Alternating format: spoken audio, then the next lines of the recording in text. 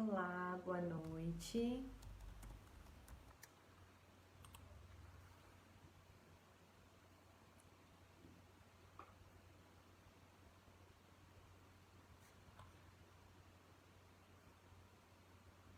Boa noite, pessoal.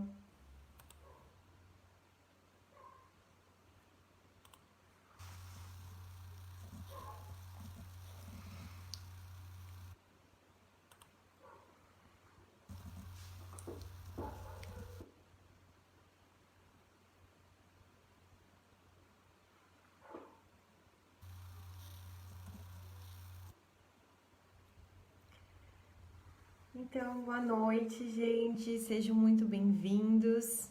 É um prazer estar aqui nessa noite, a convite, da Casa Espírita, Luz de Jesus, para a gente conversar um pouquinho, sobre a doutrina espírita e também sobre a doutrina do Cristo.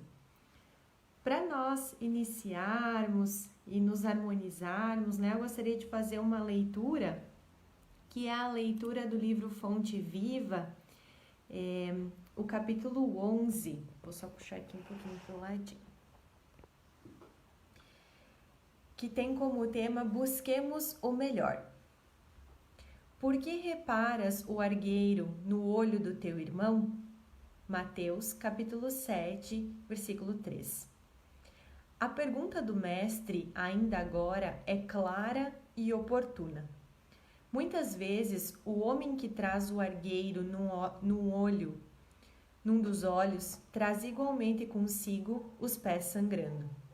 Depois de laboriosa jornada na virtude, ele revela as mãos calejadas no trabalho e tem o coração ferido por 1000 golpes da ignorância e da inexperiência. É imprescindível habituar a visão na procura do melhor, a fim de que não sejamos ludibriados pela malícia que nos é própria. Comumente, pelo veso de buscar bagatelas, perdemos o ensejo das grandes realizações. Colaboradores valiosos e respeitáveis são relegados à margem por nossa irreflexão, em muitas circunstâncias simplesmente porque são portadores de leves defeitos ou de sombras insignificantes do pretérito, que o movimento em serviço poderia sanar ou dissipar.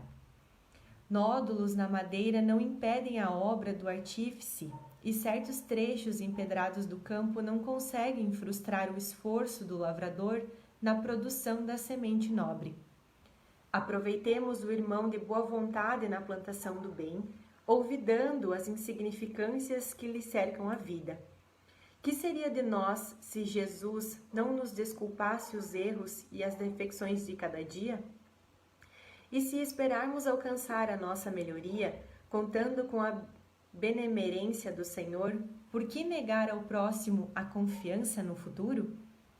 Consagremo-nos à tarefa que o Senhor nos reservou na edificação do bem e da luz, e estejamos convictos de que, assim agindo, o argueiro que incomoda o olho do vizinho, tanto quanto a trave que nos obscurece o olhar, se desfarão espontaneamente, restituindo-nos a felicidade e o equilíbrio através da incessante renovação.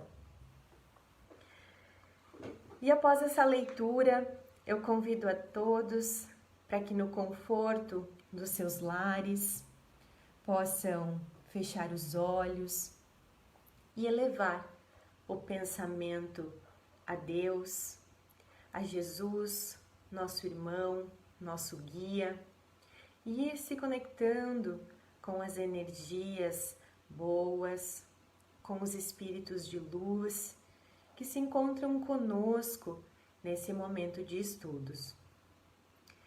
Que nessa oportunidade sejamos gratos por estarmos reunidos em nome de Jesus para estudar um pouco mais sobre o seu Evangelho, sobre a sua doutrina, as suas palavras, e que dia após dia sejamos sábios para colocar em prática os seus ensinamentos.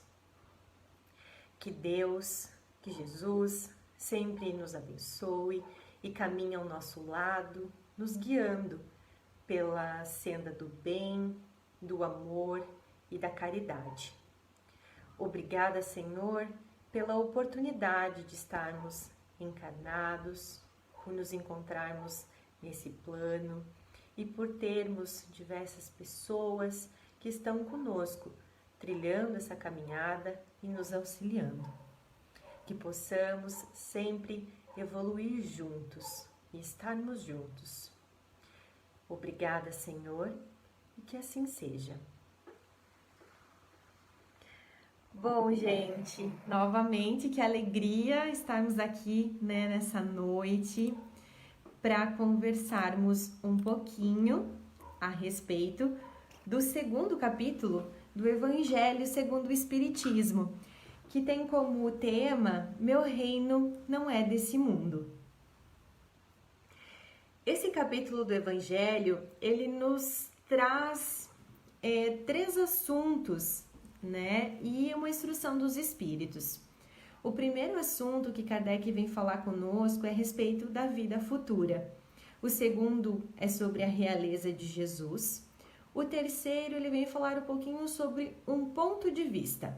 E a última instrução dos Espíritos é sobre uma realeza terrestre. Kardec começa esse capítulo e ele faz um estudo, na verdade, aprofundado, ele descreve esses 3 tópicos, como eu comentei, em cima de uma passagem do Evangelho de João, em que Pilatos, ele chegou para Jesus e perguntou se Jesus ele era o rei dos judeus. E Jesus respondeu para Pilatos que o reino dele não era desse mundo, que o reino dele ainda não era aqui na terra.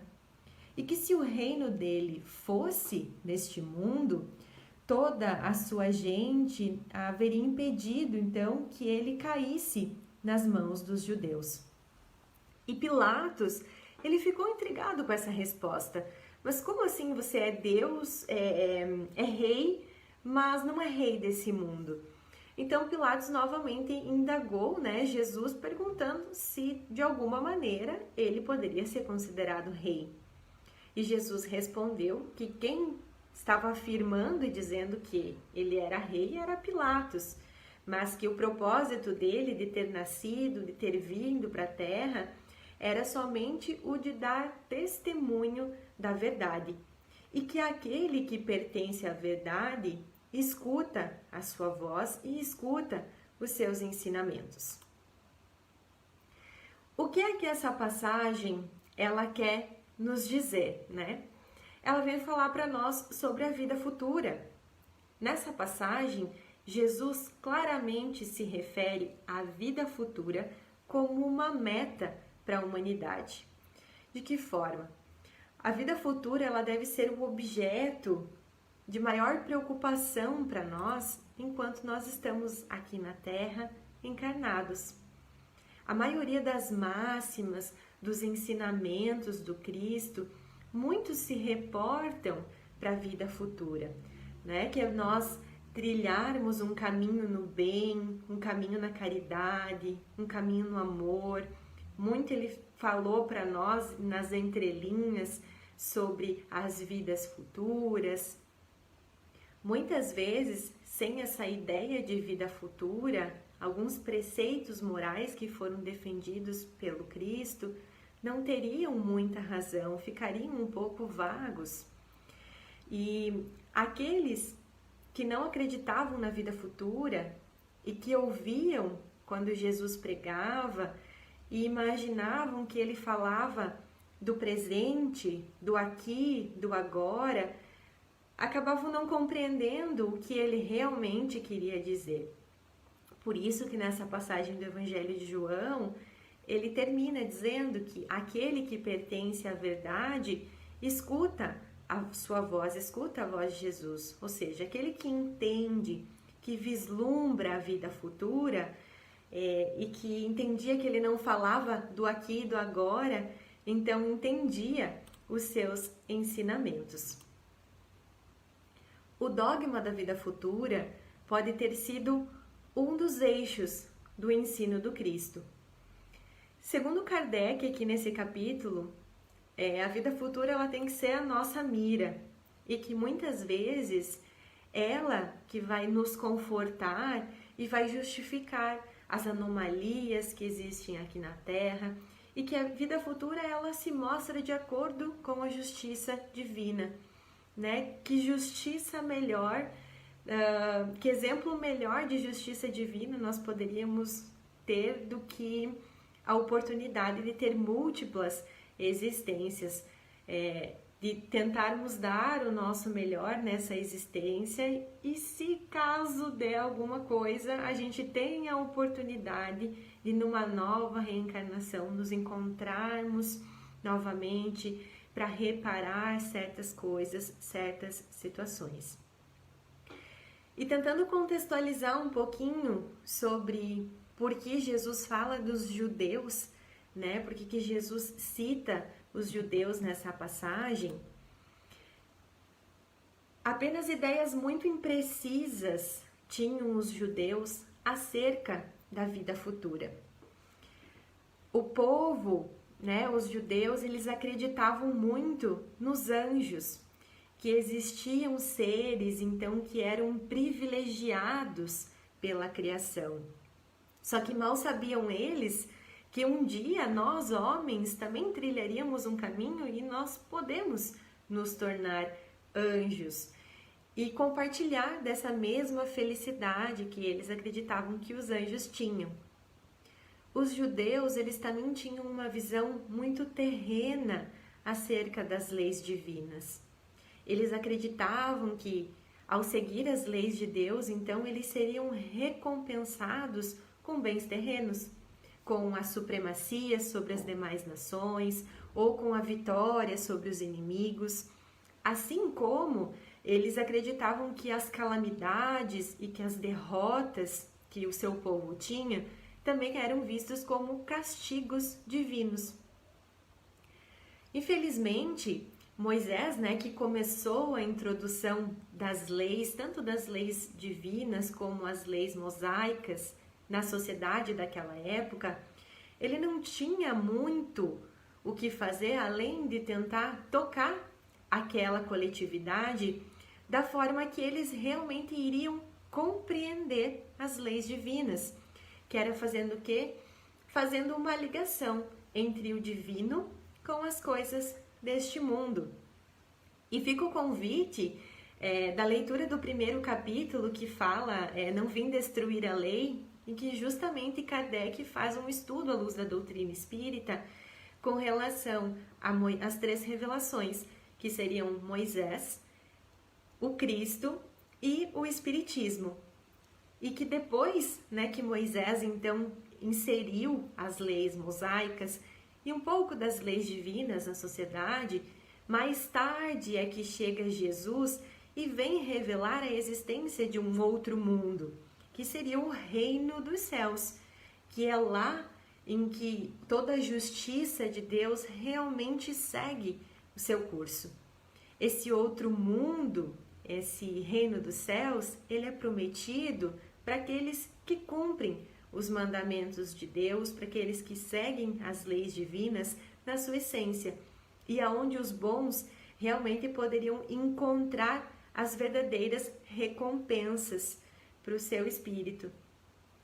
Esse outro mundo também é onde o reino de Jesus, é onde ele se encontraria então em toda a sua glória e para onde ele voltaria após a sua passagem aqui na Terra. Jesus, porém, ele adaptou muito dos seus ensinamentos ao grau de adiantamento, ao grau da necessidade das pessoas daquela época.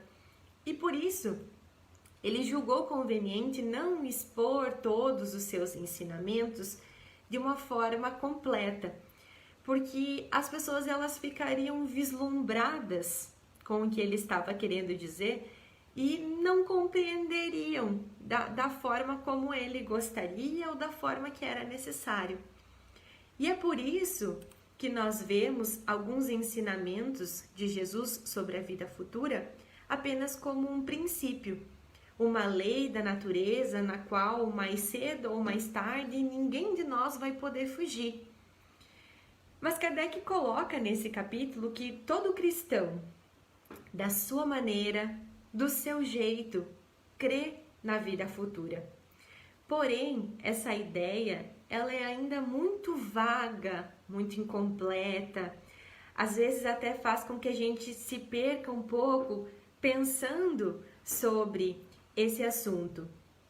Isso faz com que a ideia da vida futura, infelizmente para um grande número de pessoas, né, não passe de uma crença.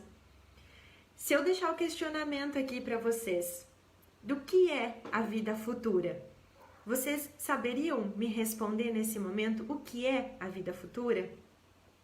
Até confesso para vocês que quando eu estava fazendo o estudo desse capítulo, eu comecei a me questionar também, né? Se alguém me perguntasse hoje, o que é a vida futura para você? Como você descreveria isso em palavras? Ou quais são os sentimentos que você tem sobre a vida futura? Muitas vezes a gente ouve falar sobre vida futura, mas a gente não tem uma relação muito concreta sobre esse assunto. E é nesse ponto, então, que entra o Espiritismo, porque o Espiritismo ele veio completar o ensino do Cristo a respeito da vida futura também. A doutrina, ela chegou para a humanidade num momento em que nós já tínhamos uma certa maturidade para aprender, para assimilar, né, e colocar em prática algumas verdades. Com o Espiritismo, a vida futura, ela deixa de ser um artigo de fé, ela deixa de ser uma crença, uma hipótese, e se torna então uma realidade um pouco mais material para nós. Tudo isso de que forma? Com o auxílio dos espíritos, que vêm até nós e descrevem a vida futura. Eles passam para nós de forma mais racional como são as condições do outro lado, ou como são as condições no reino dos céus, ou como são as condições na erraticidade, no umbral, se essas condições elas são ditosas ou se elas são infortunadas. Muitas vezes eles transcrevem para nós a existência deles, a condição na qual eles se encontram e nos proporcionam automaticamente essa ideia um pouco mais palpável do que nos aguarda lá na frente quando nós desencarnarmos.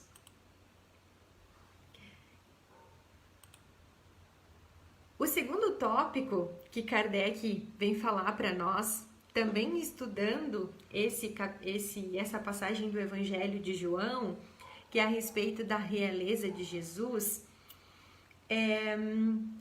Kardec começa com o questionamento de o reino do céu, o reino de Jesus não é desse mundo, mas de certa forma, não teria ele também uma realeza, não seria ele rei de alguma forma para nós aqui na Terra? O título de rei nem sempre implica no exercício de poder sobre algo, sobre alguém ou sobre uma coletividade. Geralmente, nós podemos designar o título de rei para alguém pelo seu gênio, pela sua personalidade, ou por essa pessoa ela se destacar sobre as demais, por ela dominar um século, uma coletividade, ou por, de alguma forma, né, essa pessoa ela influir o progresso sobre a humanidade ou sobre a coletividade. Então, as formas de você dar título de rei a alguém são inúmeras. Por isso que muitas vezes a gente até atribui, né? Ele é o rei dos filósofos, é o rei dos poetas, o rei dos escritores, o rei do futebol e assim por diante. Porque essas pessoas, de alguma forma, elas instigaram o progresso daquela coletividade ou porque elas se destacaram muito das demais. Só que isso que eu citei agora, ela é uma realeza oriunda de méritos pessoais. E dessa forma, ela acaba se tornando uma realeza muito perecível, um joguete aí das vicissitudes da vida, do nosso ego. Ela é uma realeza terrena e tudo que é terreno, como a gente bem sabe, acaba para nós quando a vida acaba. Já a realeza moral, essa sim, ela é imperecível, ela é eterna, se prolonga e se mantém governando ou influenciando coletividades, inclusive após a morte. E é por esse aspecto que então Jesus, ele poderia sim ser considerado um rei, até mais poderoso do que todos os reis que já passaram aqui na Terra, porque a sua realeza era uma realeza moral, que se prolonga até os dias de hoje. Nós estamos aqui falando sobre ele, sobre a sua doutrina, sobre o seu evangelho, mas Jesus, sempre muito sábio, se limitou a confirmar que ele era rei, mas não um rei desse mundo, porque também esse mundo não conhece ou não conhecia esse conceito e essa ideia de uma realeza moral. O terceiro tópico que Kardec conversa conosco um pouquinho, enquanto a gente lê e estuda esse capítulo do Evangelho, é sobre o ponto de vista. E, na minha opinião, ele é um dos pontos do capítulo no qual nós mais conseguimos, trazer para a nossa realidade, trazer ensinamentos valiosos aqui para nossa existência agora. A ideia clara da vida futura proporciona uma inabalável fé no porvir. Essa fé no porvir, inclusive, ela tem enormes consequências sobre a nossa moralização, porque ela muda o ponto de vista do qual nós encaramos a nossa vida aqui na Terra. Quando nós focamos o nosso pensamento na vida espiritual, nós passamos a entender que a vida corpórea, ela se torna uma simples passagem, uma condição na qual nós encontramos aqui agora por um momento e depois isso vai mudar. As vicissitudes, as tribulações, as dificuldades que nós encaramos nessa existência, elas não passam de incidentes que nós devemos suportar com força, com resiliência, porque nós entendemos que essa é uma condição que nós precisamos passar por essas situações, por essas dificuldades nesse momento, para evoluir e para aprender com aquilo. Segundo Kardec também, quando nós temos fé na vida futura, a morte, principalmente, ela deixa de ser algo aterrorizante. Ela deixa de ser aquela portinha que vai se abrir para o nada, para o desconhecido, e passa a ser uma porta para a libertação do nosso espírito. Quando nós nos tornamos seres mais conscientes da vida futura, consequentemente, nós prestamos menos atenção nas coisas da vida terrena, das preocupações com os bens terrenos. E automaticamente nos tornamos espíritos mais calmos e com menos amargores. Mas quando nós duvidamos da vida futura, os nossos pensamentos, eles se voltam para a vida terrena. E como nós não temos certeza do que está por vir, o que vai acontecer lá na frente, nós damos tudo no agora, tudo no presente. E os nossos olhos começam a brilhar para quê? Para os bens materiais. Os bens materiais se tornam as coisas mais preciosas na nossa existência. Kardec faz uma relação muito legal, dizendo que nós ficamos iguais crianças com brinquedos, que nós não conseguimos ver nada além daqueles brinquedos. E quando nós perdemos esses brinquedos, e agora trazendo para a nossa realidade de adultos, quando nós perdemos esses bens materiais tão preciosos para nós, por menor que eles sejam, nossa, já é um motivo de imenso pesar, né? Nós achamos que é um engano tremendo, vira uma decepção muito grande, é uma injustiça da qual nós somos as maiores vítimas.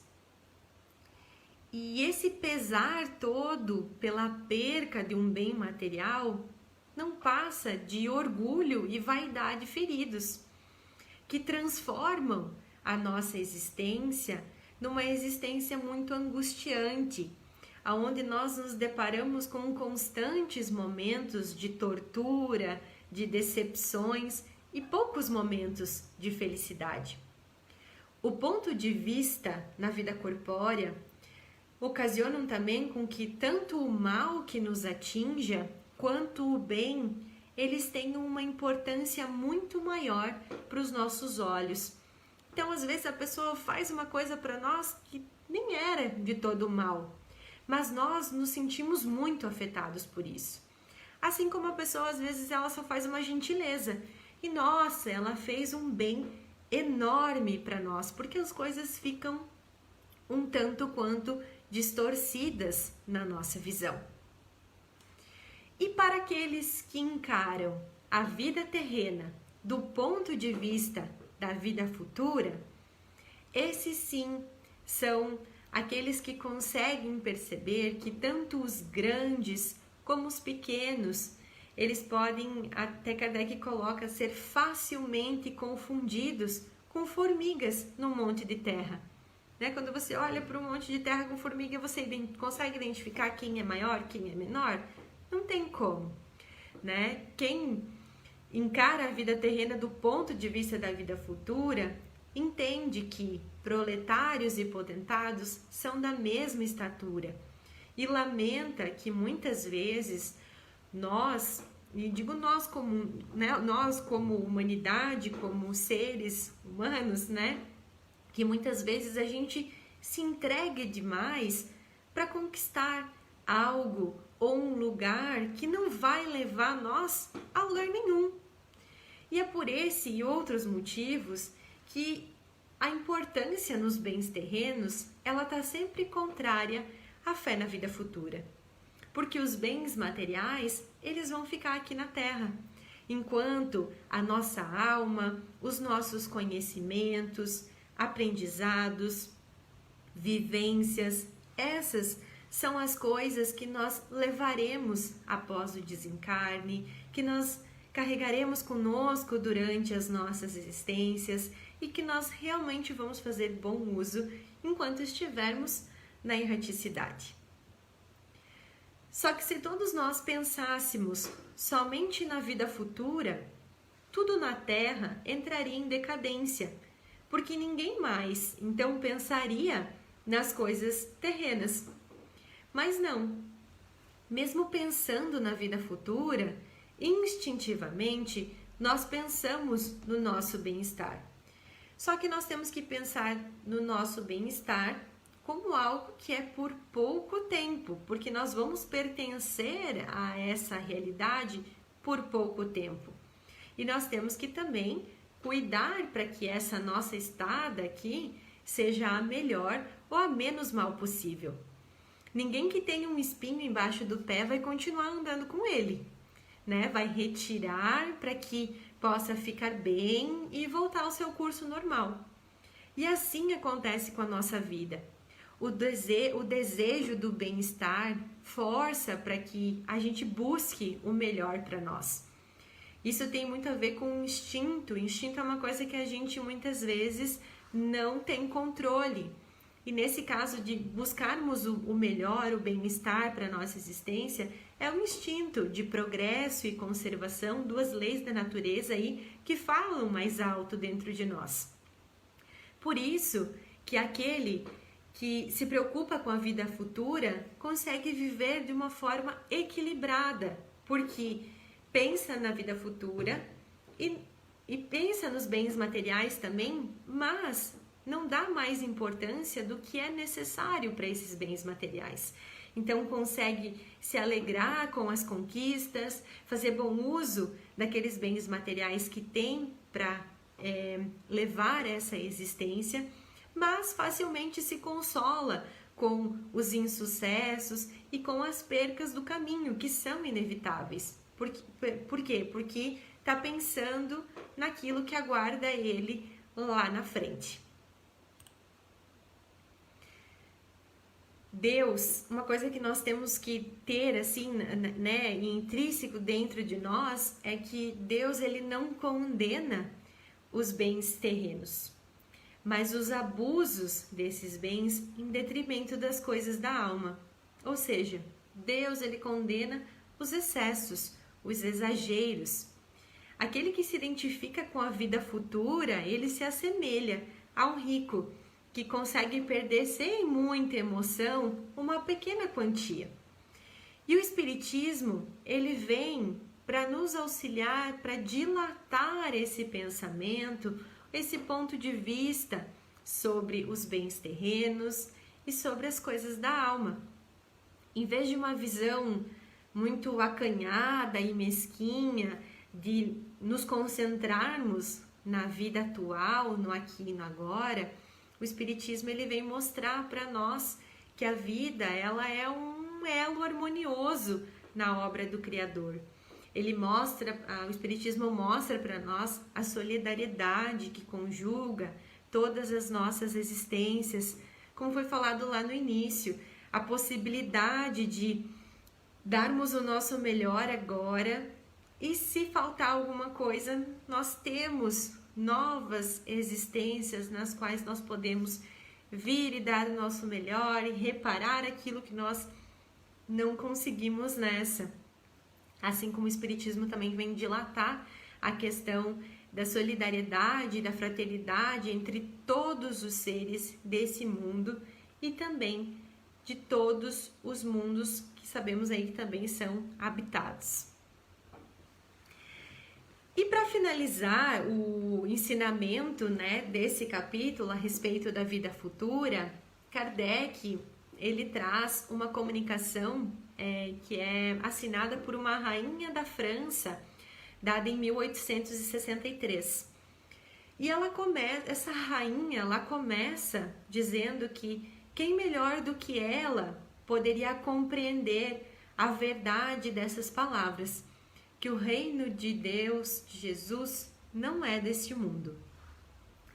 Ela diz nessa comunicação que o orgulho fez com que ela se perdesse aqui na Terra, que ao desencarnar, os seus reinos, os reinos que ela tinha aqui na Terra, não tinham nenhum valor lá, e que ela não trouxe nada de bens materiais. E ela tomou uma lição pior ainda, que esses bens materiais que ela tinha aqui na Terra, eles não acompanharam ela nem até o túmulo. Antigamente, né, se tinha o costume de enterrar certos reis, certas pessoas importantes com os seus bens materiais. E no caso dela, nem os bens materiais acompanharam ela até o túmulo. Ela era rainha entre os homens e julgou que entraria como uma rainha no reino dos céus. Só que ela se enganou. Ela conta que ela pôde sentir uma humilhação muito grande ao ver que, ao invés de ser recebida como uma soberana, como alguém importante, ela se deparou com pessoas que ela julgava muito inferiores em vida, que ela desprezava muito. E nessa nova realidade, essas pessoas estavam muito acima delas. Para granjear um lugar no reino dos céus, segundo a comunicação, são necessárias a abnegação, a humildade, a benevolência e a caridade praticada na sua essência máxima. Que no nosso dia a dia nós não temos que nos perguntar que posição nós estamos ocupando ou quanto nós temos, mas sim que bem nós fizemos para as outras pessoas, para o planeta, quantas lágrimas nós enxugamos, o quanto de diferença nós fizemos para aqueles que estavam à nossa volta. Porque os degraus de um trono terreno, eles não aproximam ninguém do reino dos céus. Apenas eles conduzem a uma existência mais penosa se essa posição ela é mal ocupada. Muitas vezes nós corremos para alcançar bens terrenos como se nós fôssemos guardar para sempre esses bens terrenos. Porém, ao desencarnar, essa rainha comenta que essas ilusões vão sumindo aos poucos e nós vamos percebendo que nós apanhamos e conquistamos um monte de coisas que ficaram e que nós desprezamos os únicos bens reais e duradouros que nós realmente aproveitaríamos na morada celeste. E ela encerra a mensagem com uma lembrança muito importante, para que nós nos compadecemos dos que não ganharam o reino dos céus com as nossas preces, porque a prece, ela aproxima o homem do Altíssimo, e que a prece é o maior laço de união entre o céu e a terra. Então, para finalizar todo esse estudo, né, da noite, que nós possamos internalizar o desejo e o conceito da vida futura, da nossa vida terrena. Pensar um pouquinho mais nos bens espirituais, nas coisas que vão nutrir o nosso espírito. Pensar um pouquinho mais na nossa moral, nos conhecimentos, nos aprendizados que irão nos acompanhar após a nossa partida aqui da Terra, que nós procuremos fazer o bem para nós e para os demais, para aqueles que estão ao nosso redor, para os nossos amigos, para os nossos inimigos, para que as nossas próximas encarnações, as nossas próximas vivências, elas sejam mais brandas, mais felizes, para que a gente venha com mais provas e menos expiações para enfrentar, né, nessa realidade.